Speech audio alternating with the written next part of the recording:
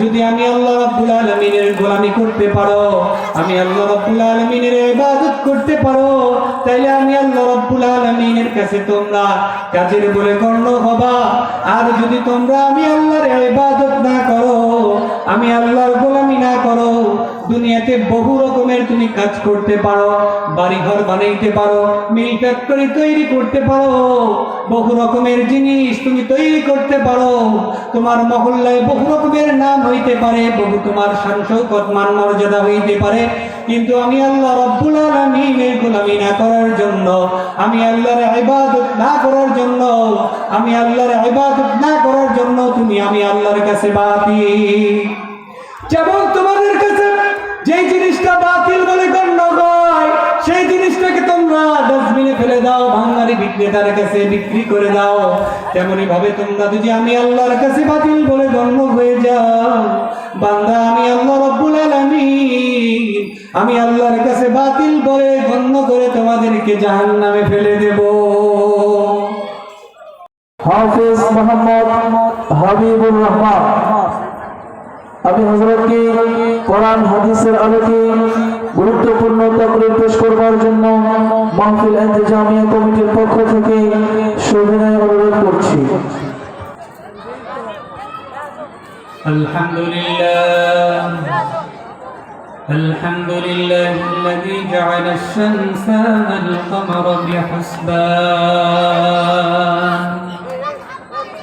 والنجم والشجر يسجدان وفضل جمالا على جمال كما فضل مكانا على مكان وإنسانا على إنسان ونشهد أن لا إله إلا الله وحده لا شريك له لا ضد له ولا ند له ولا مثل له ونشهد أن سيدنا وسندنا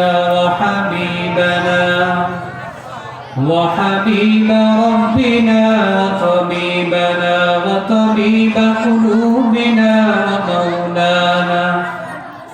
ومولانا محمدا عبده ورسوله الذي أرسله بالحق بشيرا ونذيرا وداعيا إلى الله بإذنه وسراجا منيرا أما بعد فأعوذ بالله من الشيطان الرجيم بسم الله الرحمن الرحيم أفحسبتم أنما خلقناكم عبثا وأنكم إلينا لا ترجعون وقال النبي صلى الله عليه وسلم أول ما يحاسب به العبد يوم القيامة الصلاة صدق الله مولانا العظيم وصدق رسوله النبي الأمي الكريم এই জন্য আল্লাহ রাব্বুল আলামিন নিখুঁতভাবে আপনাকে আমাকে তৈরি করলেন। তৈরি করার পর আল্লাহ রাব্বুল আলামিন এই দুনিয়ার মধ্যে একটা স্বাধীনতা দিয়ে দিলেন। আপনাদের সামনে যে আলোচনাটা আমি করব, আল্লাহ রাব্বুল আলামিন সূরাতুল মুমিনুনের মধ্যে বলেন, أفحسبتم أنما خلقناكم عبثا وأنكم إلينا لا ترجعون রব্বুল আলামিন বলেন, বান্দা তোমাকে আমি দুনিয়াতে পাঠাইলাম, এত এত নিয়ামত দিয়ে বানাইলাম, এত বড় একটা উদ্দেশ্য নিয়ে বানাইলাম, বান্দা তুমি কি ধারণা, তোমার কি চিন্তা চেতনা, তোমাকে আমি আল্লাহ রাব্বুল আলামিন খামাখা বানিয়েছি, অনর্থক বানিয়েছি, তোমার কি ধারণা? আর তোমাকে যে আমি আল্লাহ রাব্বুল আলামিন তৈরি করলাম, এত এত নিয়ামত দিলাম, আর আমি আল্লাহ রাব্বুল আলামিনের কাছে কি তোমাকে কোনোদিন ফিরে আসা লাগবে না? তোমার কি চিন্তা? তোমরা দুনিয়ার মধ্যে তোমাদেরকে যে ব্রেন মস্তিষ্ক আমি আল্লাহ রাব্বুল আলামিন দিলাম, এই ব্রেন দিয়ে তোমরাও জিনিস তৈরি করেছো। যেমন আমি যে মাইক দিয়ে কথা বলতেছি, এটাকে মাইক্রোফোন বলে। যে বক্সে আওয়াজ হইতেছে এটাকে আমরা সাউন্ড বক্স বলি, ইংরেজিতে লাউড স্পিকার বলে, আরবিতে মুকাব্বিরুস সাউন্ড বলে। এই যে সাউন্ডটা আমরা তৈরি করেছি, সাউন্ড বক্স তৈরি করেছি, এই সাউন্ড বক্সের একটি কাজের উদ্দেশ্যে আমরা এই সাউন্ড বক্সকে তৈরি করেছি। এই সাউন্ড বক্স অল্প আওয়াজকে অনেক বড় আওয়াজে পরিণত করবে। এই সাউন্ড বক্স যদি লাগানোর পরে অল্প আওয়াজে বেশি করতে পারে, তাহলে এই সাউন্ড বক্স যে উদ্দেশ্য করে আমরা বানিয়েছি, সেই উদ্দেশ্য পুরো করার কারণে এই সাউন্ড বক্সটাকে কাজের বলে গণ্য হবে। তেমনি ভাবে আপনি আমি আপনার ব্রেন মস্তিষ্ক দিয়ে একটি লাইট বানিয়েছি। এই লাইট অন্ধকারে আলোর বিচ্ছুরণ ঘটাবে। দুটি অন্ধকারের মধ্যে এই লাইট আলোর বিচ্ছুরণ ঘটাতে পারে। আপনার আমার উদ্দেশ্য হাসিল হবে। এই লাইটকে যে কাজের জন্য আমি বানিয়েছি, আলোর বিচ্ছুরণ ঘটানোর জন্য, এই আলোর বিচ্ছুরণ ঘটানোর কারণে দেখেন আপনার আমার মাথার উপরে কত লাইট। কিন্তু যদি এই লাইটগুলো আসল উদ্দেশ্য পুরো না করে, আলোর বিচ্ছুরণ না ঘটায়, এখানে এই লাইটগুলো একটাও মাথার উপর থাকবে না। ডেকোরেটর ভাই এগুলো খুলে ডাস্টবিনে ফেলে দিবে। তেমনি ভাবে আপনি আমি বাসা বাড়ির মধ্যে ফ্যান লাগাই মাথার উপরে। এই ফ্যানকে তৈরি করেছি আমরা।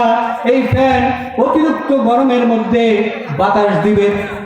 যদি এই বাজার থেকে একটি ফ্যান ক্রয় করতে যান, কোন কোম্পানি যদি আপনাকে বলে অন্য ফ্যানে তো 3 পাখা, কিন্তু আমাদের এই কোম্পানির বিশেষ একটা গুণ আছে, এই ফ্যানের মধ্যে 3টা পাখা না, এই ফ্যানটার মধ্যে 5টা পাখা।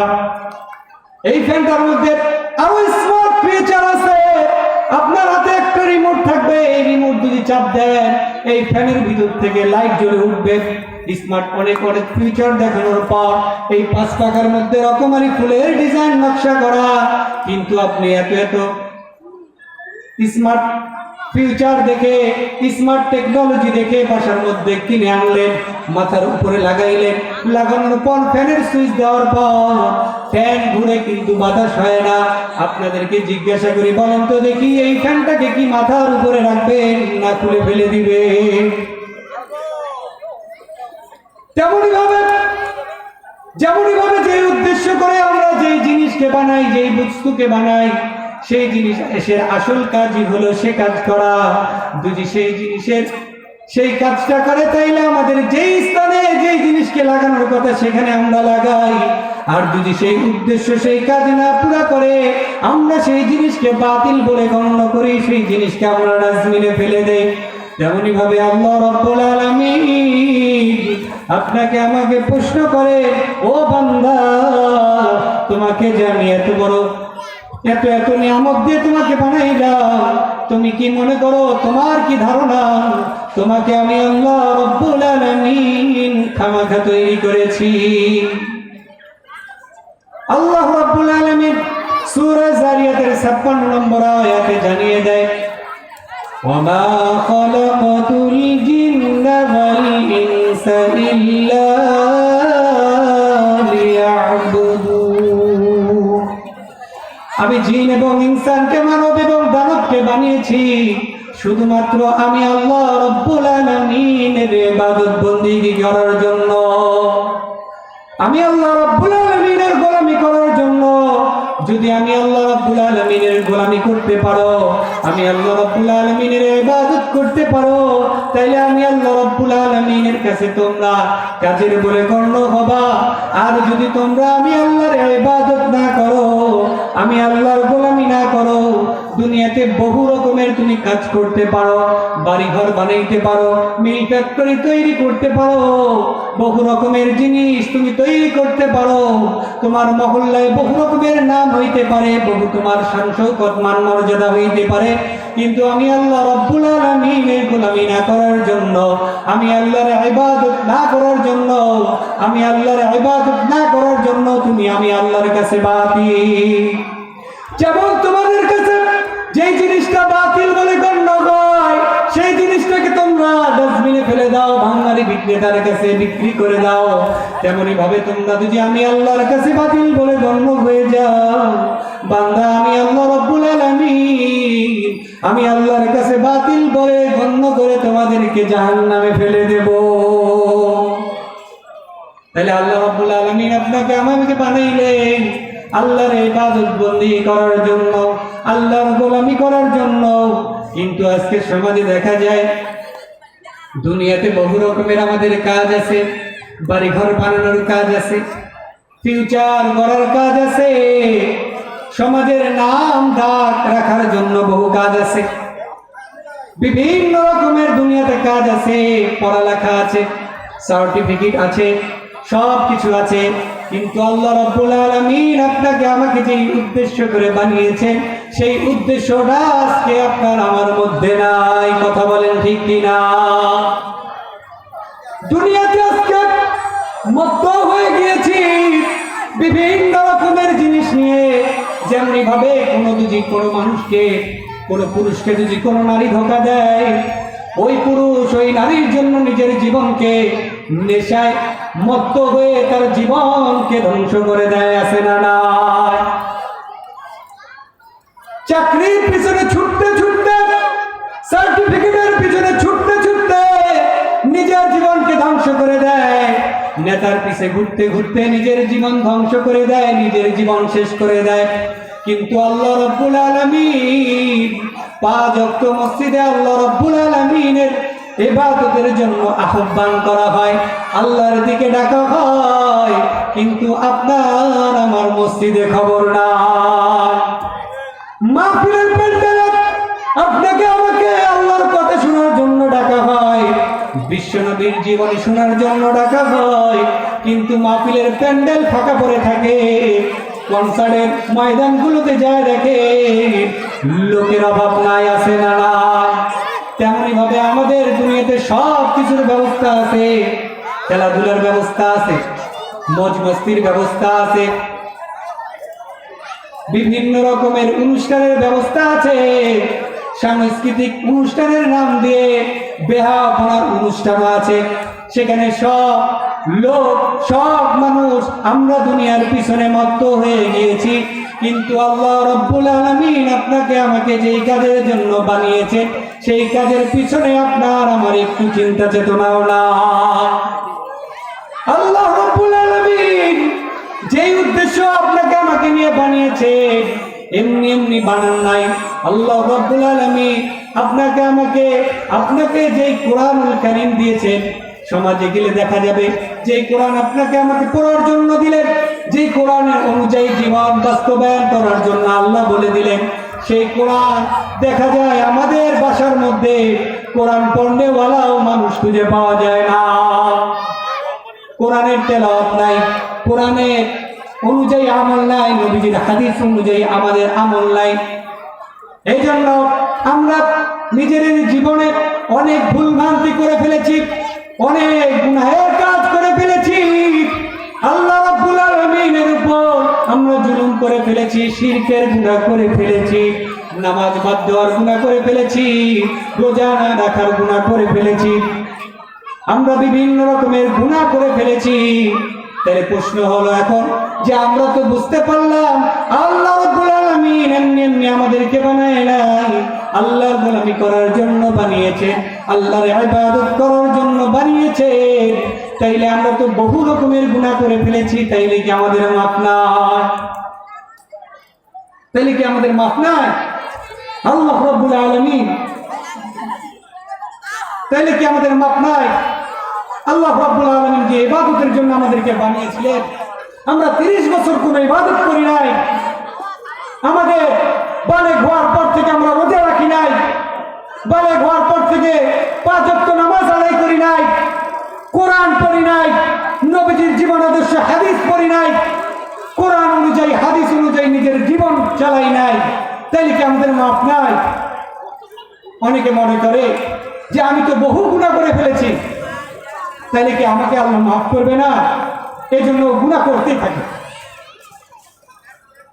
আল্লাহ রাব্বুল আলামিন বলেন, ইয়া আইয়ুহাল্লাযীনা আমানু তুবু ইলাল্লাহি তাওবাতান নাসুহা। ও আমার বান্দারা, ইয়া আইয়ুহাল্লাযীনা আমানু তুবু, তোমরা তওবা করো আমি আল্লাহর কাছে, তাওবাতান নাসুহা, খালিস তওবা করো, ইখলাসের নিয়তে তুমি তওবা করো। তুবু ইলাল্লাহি তাওবাতান নাসুহা, আমি আল্লাহ রাব্বুল আলামিনের কাছে যদি তুমি তওবা করতে পারো, আমি আল্লাহ রাব্বুল আলামিন তোমার তওবা কবুল করে তোমার জীবনের সমস্ত গুনাহকে maaf করে দিব। বলুন না সুবহানাল্লাহ। রব্বুল আলামিন উম্মতে বলেন, কুল ইয়া ইবাদিয়াল্লাযীনা আসরাফু আলা আনফুসিহিম লা তাকনাতু মির রাহমাতিল্লাহ ইন্নাল্লাহা ইয়াগফিরুয যুনুবা জামিআন ইন্নাহু হুয়াল গফুরুর রহিম।